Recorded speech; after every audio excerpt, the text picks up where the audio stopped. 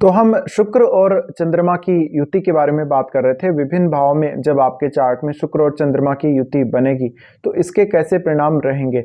इस वीडियो में सिर्फ अब अंतिम भाव की बारी है, जहां हम 12वें भाव में अगर शुक्र और चंद्रमा की युति हो तो इसके कैसे परिणाम आप लोगों के सामने आ सकते हैं, इसके बारे में विस्तार से चर्चा करेंगे। अगर आपके भी ये युति बन रही है तो आप इन बातों को एकदम अपने साथ रिलेट कर पाएंगे लगभग।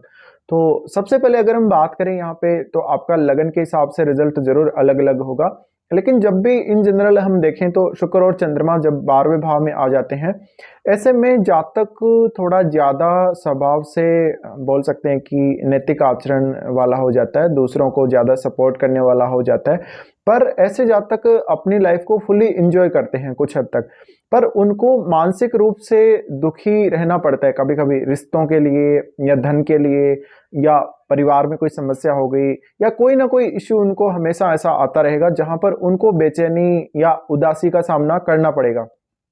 मुख्य रूप से आपको लाइफ बहुत ही ज़्यादा लग्जरी चाहिए, पैसा वगैरह सब कुछ आपको ज़्यादा चाहिए। हमेशा लाइफ को एक फुली एंजॉय करने का तरीका अगर किसी को सीखना हो तो वो आपसे सीखा जा सकता है। शुक्र और चंद्रमा 12वें भाव में हैं तो यहाँ पर जातक कभी कभी रिश्तों की बहुत ज़्यादा कदर करने लग जाता है, बट उसकी लाइफ में बहुत ज़्यादा लोग आते हैं और किसी के भी साथ उसका एक स्थिर रिलेशनशिप नहीं रहता। देखा जाए तो जातक को अपने परिवार, अपनी माता या भूमि वगैरह, वाहन वगैरह की चिंता थोड़ी ज्यादा रह सकती है। हाँ, इतना जरूर है, इनकी लाइफ में हमेशा पैसे का प्रवाह होता रहेगा, पर इनके पास पैसे बचने बहुत ज्यादा मुश्किल हो जाएगा। इनकी सेविंग्स बहुत ही कम रहेगी। ऐसे जातक वास्तव में जो भी उनके पास कोई एसेट है, जो भी रुपया पैसा है, उसको वो हमेशा खर्च करने को देखते हैं, और इनमें बहुत ज्यादा खर्च करने या फिजूल खर्ची वाली समस्या थोड़ी सी रहेगी। इस प्रकार की स्थिति में हमेशा आपको सहानुभूति पूर्वक किसी भी रिश्ते को देखना चाहिए।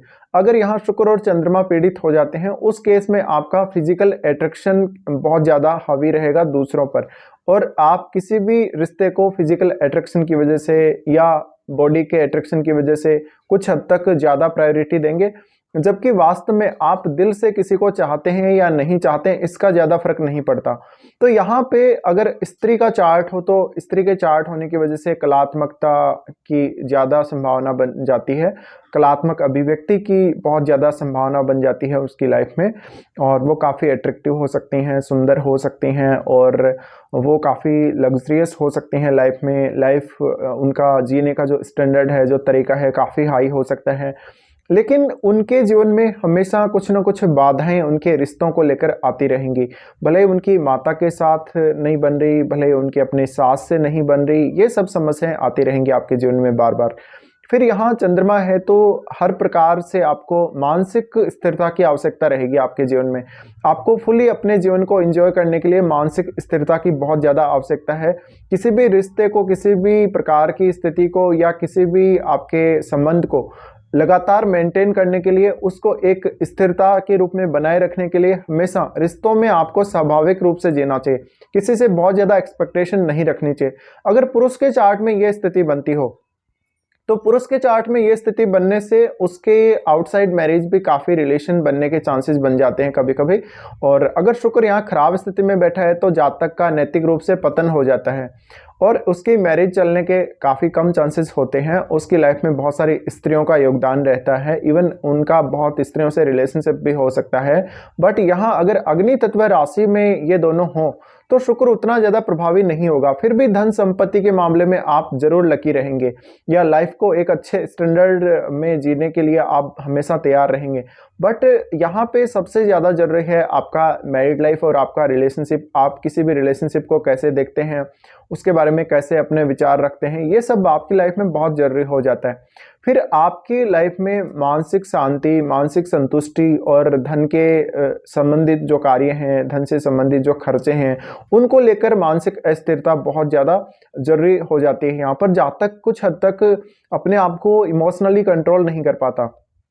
जब वो किसी एक रिश्ते में चला जाता है, उस रिश्ते को छोड़कर वो दूसरे रिश्ते में लगातार जाता रहता है और कभी कभी जातक रिश्तों में बहुत ज़्यादा सनकी हो जाता है, उसको वास्तव में ज़िंदगी ऐसे लगती है जैसे आपका जन्म एकदम मौज मस्ती करने के लिए हुआ है, सब कुछ एंजॉय करने के लिए हुआ है, धन पैसा जो कुछ भी आपके पास है उसको यूज़ करने के लिए हुआ है।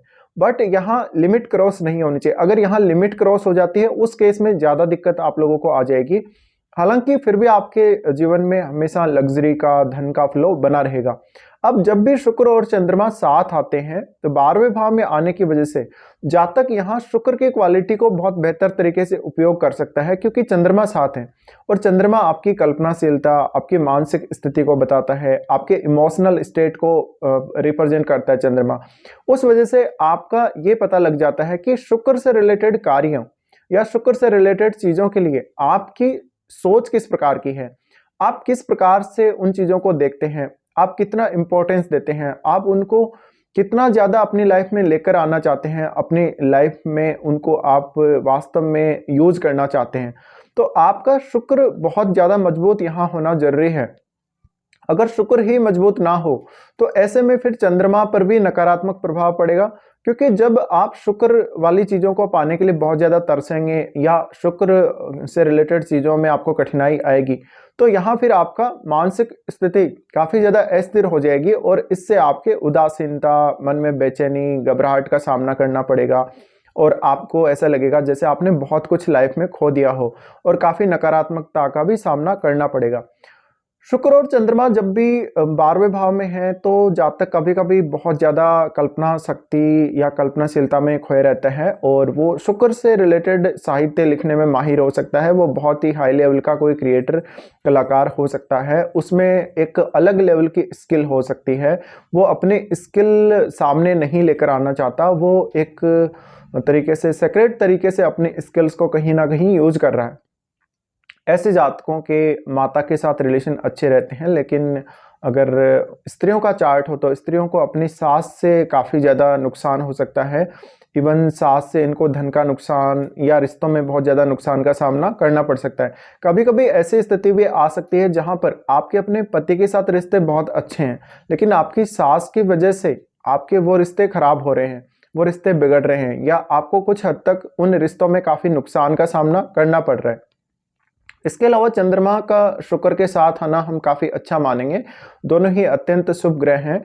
तो यहाँ पर अगर किसी भी दूसरे ग्रह का प्रभाव ना हो, केतु, राहु जैसे ग्रह का प्रभाव ना हो, तो फिर भी आप एक अच्छा जीवन जीने में कामयाब रहेंगे और जातक को विदेश में भी ज़्यादा अच्छे से सफलता मिल सकती है। जातक को मेडिटेशन वगैरह या कोई भी और अन्य उपाय जो हम मानसिक शांति या अपने आप को मानसिक रूप से स्थिर करने के लिए करते हैं, उनका रिजल्ट बहुत अच्छा मिलेगा। अब यहाँ अगर शुक्र ही मजबूत स्थिति में नहीं है या शुक्र राहु केतु जैसे ग्रहों से प्रभावित हो जाता है तो आपका मैरिड लाइफ, आपकी डोमेस्टिक लाइफ तो प्रभावित होगी ही होगी, आपका जो करियर है उस पर भी बहुत गहरा इम्पैक्ट पड़ेगा। शुक्र और चंद्रमा दोनों मिलकर आपको बहुत ही ज़्यादा आगे बढ़ाते हैं जीवन में और अर्ली सक्सेस देते हैं। जातक को अब ये देखना पड़ेगा कि वो शुक्र और चंद्रमा कौन कौन से भावों के स्वामी आपके चार्ट में बन रहे हैं। उन भावों से संबंधित जो आपके रिश्ते हैं जीवन में वो आपको हमेशा सपोर्ट करेंगे। धन, रिलेशनशिप, इन सब में बहुत ज़्यादा सपोर्ट करेंगे। बट आप कभी कभी किसी रिश्ते को बहुत ज़्यादा प्रायोरिटी दे देते हैं, बहुत ज़्यादा प्राथमिकता दे देते हैं, किसी को अगर पैसा उधार दे देते हैं तो आपको काफ़ी दिक्कतें आ सकती हैं। इवन आप कभी कभी प्रॉपर्टी या धन का बहुत बड़ा नुकसान भी अपनी उदारता की वजह से या अपनी किसी बड़ी गलती की वजह से कर सकते हैं। ये बात आपको हमेशा ध्यान रखनी पड़ेगी। शुक्र और चंद्रमा का यहाँ आना, अगर ये किसी भी क्रूर ग्रह से प्रभावित हों तो मैरिड लाइफ से जातक बहुत असंतुष्ट होता है। वो अपनी बहुत सारी बातें छुपा लेता है, अपने जीवन साथी के सामने झूठ बोल सकता है या बहुत ज़्यादा दिखावा कर सकता है, कृत्रिम रूप से दिखावा कर सकता है, फेक तरीके से वो चीज़ों को दिखा सकता है। बट हम ये मान सकते हैं अगर ये दोनों ही शुभ प्रभाव में हो तो जातक वास्तव में लाइफ को एंजॉय करता है और बहुत अच्छे से लाइफ में हर चीज़ से वो संतुष्ट रहता है। तो ये कुछ परिणाम रहेंगे जो आपको शुक्र और चंद्रमा के 12वें भाव में स्थित होते हुए देखने को मिलेंगे। फिलहाल वीडियो में इतना ही।